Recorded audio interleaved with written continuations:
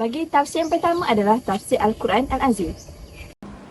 Nama beliau ialah Al-Imam Al-Jalil Al-Hafiz Imam Ad-Din Abu Al-Fida Ismail Ibnu Umar Ibnu Kathir. Beliau dilahirkan di Mijdal, iaitu Basrah, negeri Syam pada tahun 701 Hijrah bersamaan 1302 Masihi. Beliau meninggal dunia pada umur 74 tahun pada bulan Sya'ban bersamaan 774 Hijrah 1373 Masihi di kota Damaskus. Ialah metodologi pentafsiran Al-Quran Al-Azim. Yang pertama, beliau menggunakan metod tahlili. Manakala yang kedua, penafsiran riwayat atau disebut tafsir bin Al-Ma'sur. Manakala yang ketiga, beliau menggunakan tafsiran Al-Quran dengan Al-Quran. Jika tiada tafsiran Al-Quran dengan Al-Quran, maka tafsiran Al-Quran dengan hadis mutawatir. Jika tiada, tafsiran tersebut berdasarkan tafsiran Al-Quran dengan para sahabat. Yang keempat, dicetak 4 jilid bermula surah Al-Fatihah hingga surah An-Nas. Terakhir ialah metodologi kajian bagi tafsir Al-Quran Al-Azim. Tafsir ini menggunakan sumber tafsir bil Ma'sur dan juga tafsir bil Ra'i.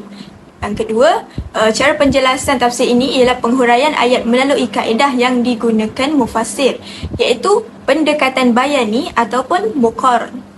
Manakala yang ketiga, penggunaan bahasa ialah menggunakan ijmali kerana kurang penjelasan yang meluas dari aspek bahasa. Manakala yang keempat, tertib ayat dengan cara menggunakan 3 susunan ayat iaitu tahlili, maudu'i dan nuzuli.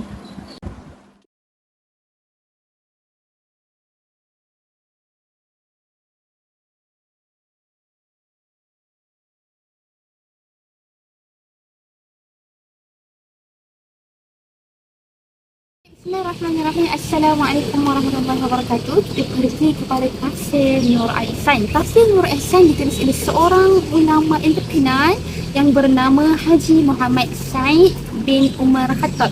Jadi Haji Muhammad Said Umar Khattab ni dilahirkan di Kampung Tuan Jerlun di negeri Kedah Darul Aman. Beliau dilahirkan pada tahun 1275 Hijrah bersamaan 1854 Masehi. Gelaran kepada beliau adalah Haji Sa'id Mufti. Dan di akhir untuk karya tafsir Nur Al-Ihsan yang punya 4 jilid, beliau menamakan menggelarkan diri beliau adalah Sa'id bin Umar Al-Qadibala dan Al-Syafi'i Madhaban Al-Naqsyabandi Al-Ahmadi Tariqatan Al-Qadi Syari'i. Ini saja pengenalan ringkas berkenaan penulis tafsir Nur Al-Ihsan. Okey, seterusnya kita akan pergi kepada riwayat hidup pengarang dari segi pendidikan, yang mana ia terbahagi kepada 2. Pendidikan secara formal dengan pendidikan tidak secara formal. Nak tahu tak apa maksud kedua-dua ni? Jom kita pergi kepada video sebelah. Bagi pendidikan secara berformal, ia adalah satu proses untuk mendapatkan ilmu pengetahuan dan satu kemahiran seperti mana kita belajar di sekolah dan universiti. Namun begitu, bagi proses secara tidak berformal, ia adalah suatu interaksi kita bersama masyarakat setempat untuk mendapatkan sesuatu ilmu itu. Okey, baiklah, kita akan masuk kepada metodologi kajian yang digunakan oleh tafsir Nur Al-Ihsan. Okey, penomboran tafsir Nur Al-Ihsan, yang mana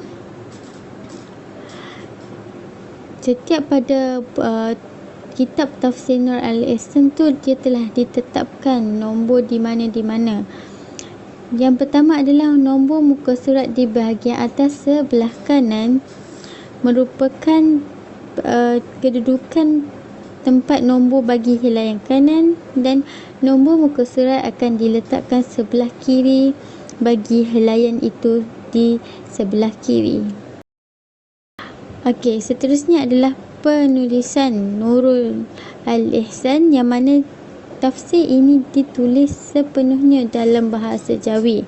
Namun begitu, terdapat beberapa kelebihan yang ada dalam tafsir ini. Jom kita tengok video seterusnya. Okey, dalam kitab tafsir Nur Al-Ihsan ini, dia ditulis dengan bertulisan Jawi. Namun begitu, ia diselangi dengan beberapa kalimah Arab dan akan disusuli dengan makna tiap-tiap daripada perkataan tersebut.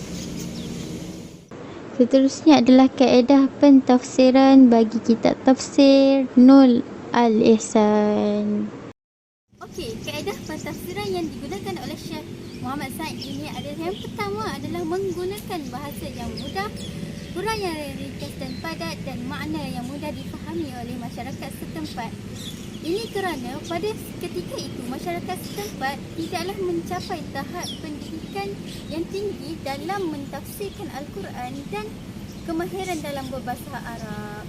Dan ini adalah menjadi asbab yang besar Syekh Muhammad Said ini membuat buku tafsir dalam bahasa Melayu dan dialog Kedah yang lama demi menyebabkan masyarakat setempat semakin faham akan Al-Quran dan ingin beriman dan taat kepada Allah dengan setaatan. Tafsir Nur Al-Ihsan menggunakan tafsir Al-Marsur, yang mana sumber ini daripada Al-Quran itu sendiri, iaitu tafsir Al-Quran dengan ayat Al-Quran yang lain.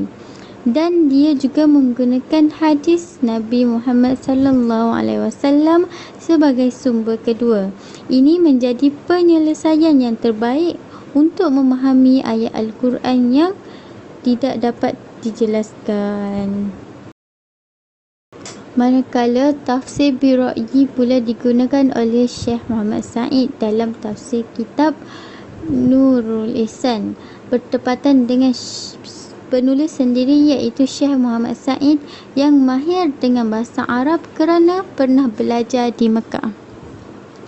Yang mana dalam tafsir Birra'yi ini menggunakan tafsir kaedah bahasa Arab, tafsir dengan syair bahasa Arab, tafsir dengan qiraat, tafsir dengan kisah, tafsir dengan soal jawab yang ada di dalam Al-Quran tersebut. Okay, baik, seterusnya kita pergi kepada keistimewaan tafsir Nur Ihsan. Apa istimewanya tafsir Nur Ihsan?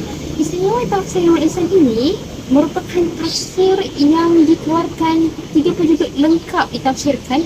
Dan yang kedua, istimewa tafsir Nur Ihsan ini, tafsir ini dipengaruhi oleh tafsir-tafsir yang lain yang menyebabkan penulis berhasil mengkaryakan tafsir ini, antara tafsir Ibn Kathir, tafsir Hamka, tafsir Jalalain dan banyak lagi tafsir lain. Seterusnya yang ketiga, istimewanya tafsir ini kerana tafsir Nur Ihsan merupakan tafsir berbahasa Melayu yang kedua yang berjaya dihasilkan selepas terjemahan Al-Mustafi. Kita pergi kepada penggunaan tafsir pada masa kini untuk diketahui sama ada tafsir Nur Ihsan masih relevan atau tidak relevan digunakan pada masa kini. Pada tahun 2012, penyelidikan diadakan oleh kumpulan penyelidik UTM melalui Fakulti Pengajian Islam. Maka terhasillah satu buku yang dinamakan Buku Tafsir Nur Ihsan edisi Rumi dan Tahqiq. Tafsir ini juga masih relevan digunakan di universiti, pondok-pondok, masjid dan surau. Tokoh-tokoh ilmuwan yang masih menggunakan tafsir ini adalah Ustaz Ahmad Al-Tawudin bin Abdul Wahab daripada Kulim Kedah, Ustaz Jaludin, Ustaz Sya'ari dalam kuliah mingguannya di surau kampus Matiambak, Kedah. Seterusnya, tafsir Nur Ihsan juga diajar di negara oleh Almarhum Tuan Guru Haji Husin Kalubi di Pondok Dala Patani, dan seterusnya Tuan Guru Haji Ismail bin Wan Umar di Pondok Sepanjang masih menggunakan tafsir Nur Ihsan.